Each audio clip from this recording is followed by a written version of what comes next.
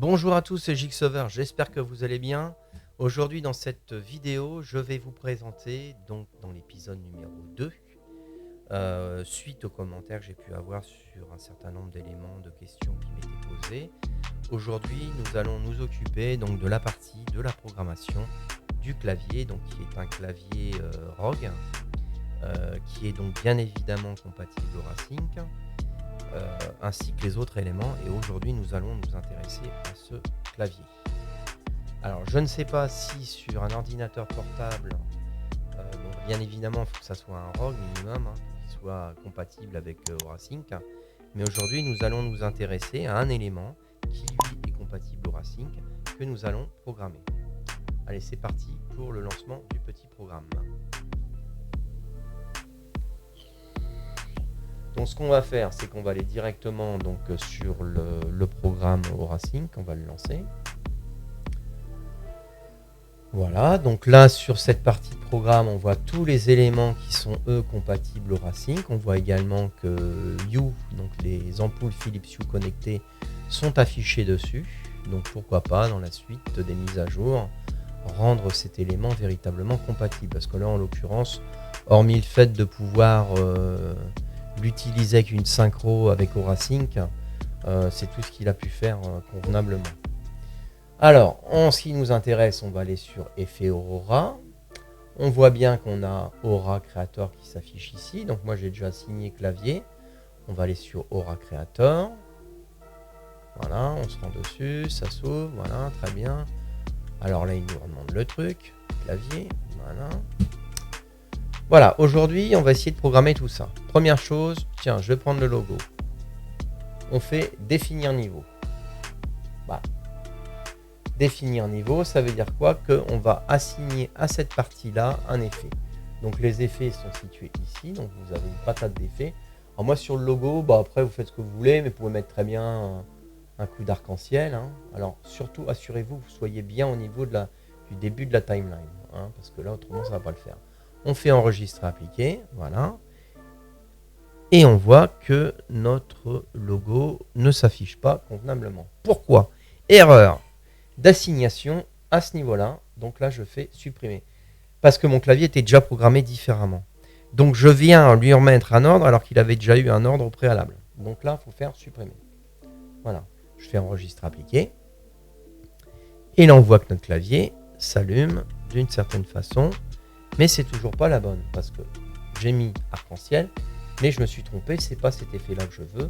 C'est tout simplement l'effet qui me détermine la température de mon processeur, donc intelligent. On le met ici, on fait enregistrer, appliquer. C'est un des effets qui est sur toute la continuité de la timeline. C'est-à-dire que lui, son cycle, c'est de durer le plus longtemps possible. Et vous assignez ensuite des autres ordres qui seront situés dans la même timeline avec une synchronisation, mais qui ne sera pas la même. Je ne sais pas si je me suis bien fait comprendre, mais bon. Même j'ai du mal à expliquer. Là, ici, ce qu'on va faire, c'est qu'on va prendre par exemple cette partie de clavier. Voilà, on va faire définir niveau. On a défini un niveau, donc layer 2. Là, j'aime bien mettre... on va faire comme ça et vous allez voir ce qu'on va faire, ça va être sympa. On va faire, par exemple, ici en layer 2. Donc, on a sélectionné toute cette partie ici. Et on va lui mettre, par exemple, l'effet arc-en-ciel. Voilà, on a signé l'effet arc-en-ciel. Ok, très bien. On va reprendre cette partie-là, définir niveau, donc faire descendre un niveau. On peut refaire, par exemple, arc-en-ciel. Dans arc-en-ciel, on va lui définir un sens comme ça. Après, il faut faire des essais au niveau visuel, il faut que ça soit assez sympa. Je vais reprendre ce niveau-là, cette partie-là sélectionnée. Je vais reprendre arc-en-ciel. Je la repositionne ici, voilà. Et là, je lui ai assigné un angle à l'opposé du premier. Enregistrer, appliquer. On va voir ce que ça fait. Donc c'est très subtil. Voilà, on voit un petit mélange un peu de tout. Voilà. En effet arc-en-ciel avec différentes couleurs, positionnées différemment sur le clavier. Ça peut être sympa. Mais si vous n'aimez pas cet effet-là, vous pouvez très bien mettre, par exemple sur celui-ci, supprimer, vous pouvez très bien mettre un cycle de couleurs ou un truc stroboscopique, enfin faire ce que vous avez envie de faire. Du moment que vous faites enregistrer appliquer, voilà, et là on voit que ça clignote. Et on peut, pour chaque élément, changer la couleur. Là, par exemple, j'ai pris du rouge, je pourrais très bien prendre du bleu, poussaille dans le thème de mon truc. Hop, je fais enregistrer appliquer, et là ça clignote en bleu. On peut changer le tempo également. Là j'ai un tempo qui était comme ça, je peux en faire enregistrer appliquer, et on va voir que c'est beaucoup plus lent. D'accord ? Mais on peut mettre tout type d'effet sur cette assignation là. On peut mettre des étoiles, on peut toujours changer la tempo, on peut changer, par exemple vous allez avoir des couleurs aléatoires. On va faire enregistrer appliquer, vous voyez. Là on a un effet d'étoiles avec des couleurs qui sont un petit peu assignées au hasard. Et ça, l'avantage avec Aura Creator, c'est que vous pouvez vraiment faire tout ce que vous voulez avec et programmer ce que vous avez envie. Vous avez des touches de raccourci par exemple sur ce clavier qui vous permet d'avoir Aura Sync, mais pas Aura Creator. C'est-à-dire que c'est des effets qui sont déjà prédéfinis. Là, vous avez envie de choisir cet effet-là, vous choisissez cet effet-là. Donc c'est ça qui est assez sympa dessus. Et on peut se rendre compte ici, on n'a pas assigné cette partie-là. On peut très bien l'assigner. Comme on peut assigner une série de touches. Par exemple, là, je vais assigner cette série de touches-là, les touches F12 jusqu'à F12, voilà. Ou par exemple, sélectionner ça. Je peux par exemple sélectionner ça, définir niveau, lui mettre, je sais pas moi, par exemple, pulsation. Après, je vais assigner les touches, par exemple, de volume. Ici, voilà, définir niveau. Je peux lui mettre, je sais pas moi, ce qu'on peut lui mettre, il y a une marée, tiens, hop, voilà. La touche top secret là qui est ici, voilà, définir niveau, voilà, et là vous pouvez mettre ce que vous voulez, pulsation, allez hop, pulsation, on va changer la tempo, on va la mettre à mort, voilà, on va lui mettre une couleur rouge, verte, ce que vous voulez, quoi. Hop, enregistre, appliquer, et là vous allez avoir tous les effets, vous voyez, et là j'ai les touches que j'ai vraiment assignées, qui clignotent, enfin, vous faites ce que vous voulez dessus. Alors bon, après on aime, on n'aime pas. Il faut essayer de trouver quelque chose qui soit assez logique. Si un élément qui vous plaît pas, vous allez dans votre liste que vous avez faite ici, voilà. Et puis vous supprimez quoi, tout simplement. Vous faites un clic droit, supprimer, ou tout simplement vous supprimez l'assignation qui a été faite. Supprimer, parce que là c'était un peu vraiment en mode artiste ce que j'ai fait. Faut aimer. Voilà. Et quand je fais enregistrer appliquer, tous les effets que j'aurais appliqués, que j'aurais supprimés vont être supprimés. Là je fais supprimer aussi pour celui-ci. Voilà, supprimer, enregistrer appliquer. Et là je n'ai plus que mon logo qui apparaît. Le seul souci c'est quand vous bossez un petit peu après dans le noir. Bon, c'est pas top. Donc moi je vais remettre comme c'était. Définir niveau, je prends une couleur en statique que je balance là-dedans, je vais prendre quelque chose de pas très agressif, hop, tac, voilà, enregistre appliqué, donc là tout mon clavier sera comme ça, puis à la limite, la partie du dessus, on peut prendre une autre couleur, ça serait quand même un peu plus sympa quand même pour le coup, mais sans avoir l'effet art de Noël. Après si ça vous plaît, libre à vous, c'est pas gênant.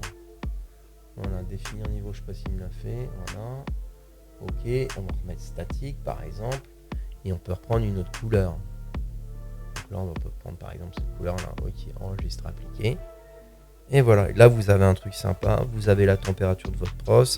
Vous avez assigné un effet ici. Voilà, comme ça.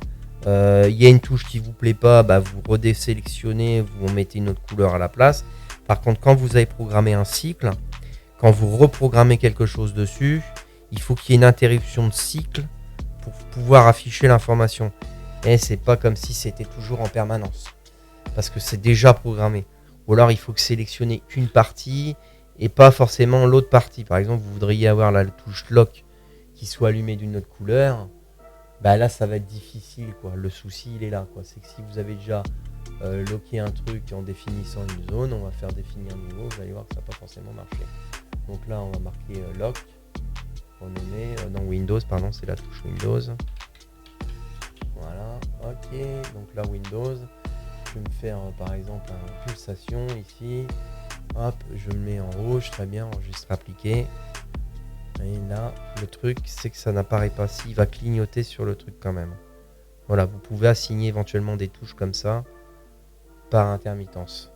Mais le cycle là, c'est que voilà, il fait son cycle quand même. Parfois ça marche pas, hein, cette assignation, quand vous avez déjà assigné quelque chose par-dessus. Mais là en l'occurrence, on a de la chance, ça fonctionne. Dans l'exemple, c'est parfait. Ça m'arrange. Par exemple, on peut assigner cette touche-là. On peut assigner n'importe quelle touche, hein, comme on l'a vu. Hein, on peut faire ça, voilà. Hop, on fait définir niveau. Donc là, c'est la touche secrète. Hein, bien connue touche secrète. On va faire pulsation. Voilà, on la remet ici. On la fait en rouge, enregistrer, appliquer. Et là, on voit que cette touche-là va clignoter. Voilà. Voilà un petit peu pour la programmation sur Asus Aura Creator. Une fois qu'on a fait enregistrer, appliquer, on peut quitter. Voilà, c'est parfait. Et on peut choisir donc ensuite ce qu'on a envie de choisir dans ce qui a été programmé et enregistré. Donc là, je suis parti sur Game. Je peux faire clavier 1. Voilà, je peux faire clavier 2. Clavier tout court, c'est celui qu'on vient de faire à l'instant. Tout simplement. Voilà, j'espère que vous avez tout compris dans cette vidéo. Et puis écoutez, j'espère que ce contenu vous aura plu principalement, que vous aurez assimilé. N'hésitez pas une fois de plus à mettre des commentaires dans le bas de cette vidéo. Si vous avez des questions à répondre, je n'hésiterai pas à vous répondre, ou éventuellement la communauté peut répondre également. Et à refaire d'autres modules de vidéos complémentaires sur le programme Aura-Sync et Aura Creator. C'était Jigsover. Encore un grand merci pour tous ceux qui se sont abonnés. Et je vous dis à plus dans une future vidéo. Allez, tchuss!